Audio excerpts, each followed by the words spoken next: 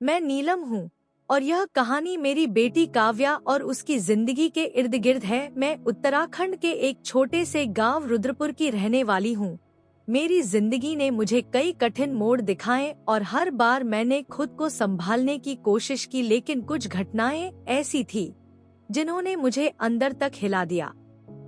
जब मैं 18 साल की थी तब मेरी पहली शादी टूट गई। मेरा पति जो एक छोटे से दफ्तर में क्लर्क था, एक सड़क हादसे में चल बसा। उस वक्त मेरी बेटी काव्या केवल 3 साल की थी। मेरी शादी 16 साल की उम्र में हो गई थी, क्योंकि मेरे माता पिता को लगता था कि मैं उनके लिए बोझ हूँ। मैं उनकी इकलौती संतान थी, फिर भी मेरे पिता को बेटे की चाह थी। मेरी माँ मुझसे प्यार तो करती थी, लेकिन वह भी पिता के तानों के आगे चुप रहती थी। मेरे पिता मुझे हमेशा सख्ती से ही बात करते थे और जैसे ही मौका मिला उन्होंने मेरी शादी कर दी। पति की मृत्यु के बाद मेरे ससुराल वालों ने भी मुझे अपने घर से निकाल दिया। उन्हें लगता था कि मैं अशुभ हूँ, मानो मैंने ही उनके बेटे की जिंदगी छीन ली हो। मैं अपनी बेटी को लेकर मायके लौट आई, लेकिन वहाँ भी मुझे ताने ही मिले। मेरे माता पिता मुझे बोझ समझते थे। मैं रात रात भर अपनी बेटी को सीने से लगाकर रोती थी, लेकिन जिंदगी को आगे बढ़ाना था। बाद मेरे माता पिता ने मेरी दूसरी शादी एक ऐसे व्यक्ति से कर दी जिसका पहले से एक बेटा था। उसका नाम रवि था और वह मेरी बेटी काव्या से 1 साल छोटा था। हम दोनों की परिस्थितियां एक सी थी।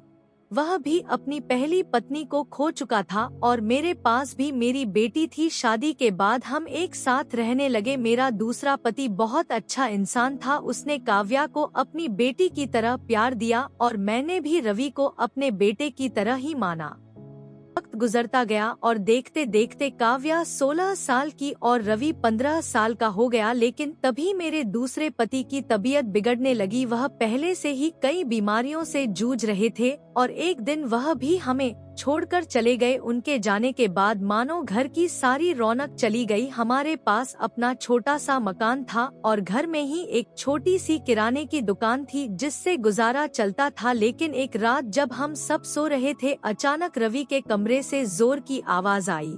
मैं घबरा गई और दौड़कर वहां पहुंची। कमरे की छत का एक हिस्सा गिर गया था। सौभाग्य से रवि उस वक्त बाथरूम गया हुआ था, वरना बड़ा हादसा हो सकता था। मैंने ईश्वर का शुक्रिया अदा किया कि वह सुरक्षित था, लेकिन अब हमारे पास इतने पैसे नहीं थे कि हम उस छत को ठीक करवा सके। कमरा पूरी तरह बेकार हो चुका था। मजबूरी में मैंने अपनी चारपाई रसोई में डाल दी और काव्या और रवि को एक ही कमरे में सोने के लिए कहा, क्योंकि बाहर बहुत ठंड थी। हमारे घर में 3 ही कमरे थे, एक दुकान के लिए, एक मेरे लिए और एक बच्चों के लिए। लेकिन अब एक कमरा खराब हो चुका था तो मजबूरी में दोनों बच्चे एक ही कमरे में सोने लगे।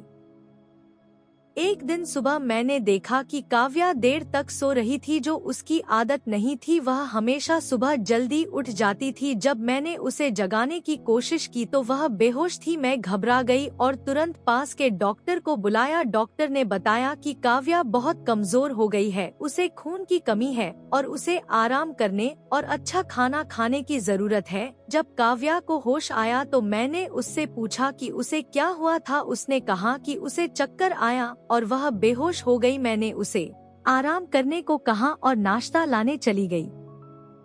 जब मैं वापस आई तो देखा कि काव्या कमरे में नहीं थी और बिस्तर की चादर भी गायब थी। बाहर देखा तो वह चादर धो रही थी। मैंने गुस्से में उससे पूछा कि वह बीमार होने के बावजूद चादर क्यों धो रही है। उसने कहा कि चादर गंदी हो गई थी इसलिए धो रही है। मैंने उसे डांटा और कहा कि वह आराम करे, लेकिन उसने मेरी बात नहीं मानी और चादर धोकर सुखाने चली गई।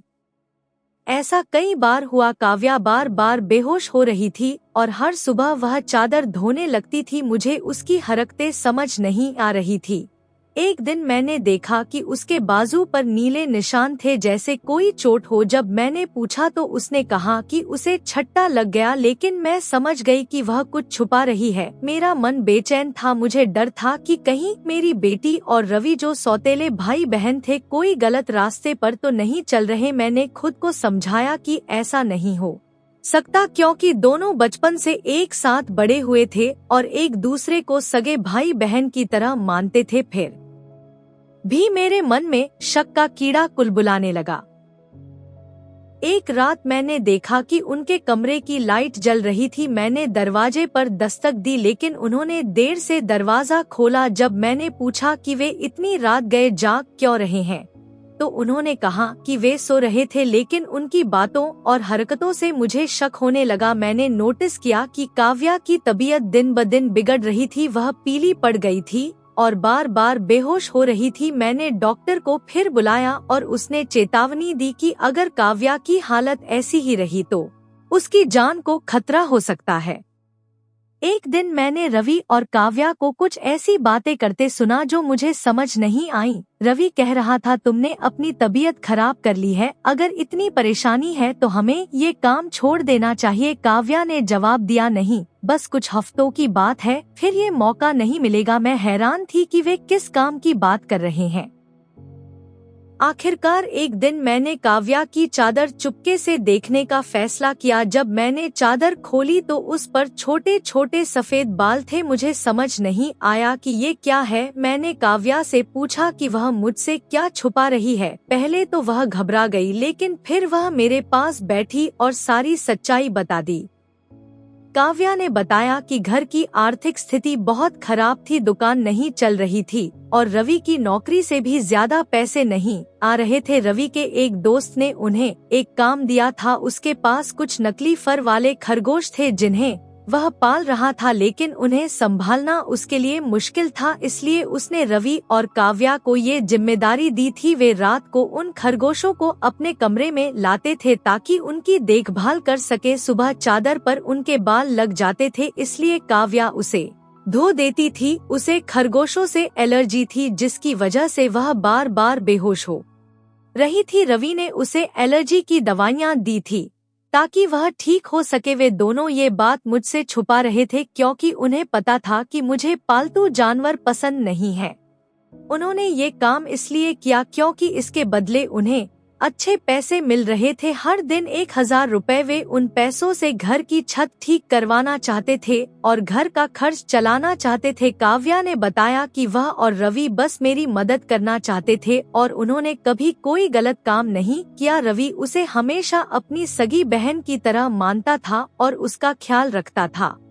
ये सुनकर मुझे बहुत शर्मिंदगी हुई। मैंने अपने बच्चों के बारे में कितना गलत सोचा था। मेरे मन में जो शक था वह बिल्कुल गलत था। मेरे बच्चे मुझसे कहीं ज्यादा समझदार और जिम्मेदार थे। मैंने काव्या को गले लगाया और माफी मांगी। मैंने रवि से भी कुछ नहीं कहा क्योंकि मुझे उसकी नजरों में और गिरना नहीं था।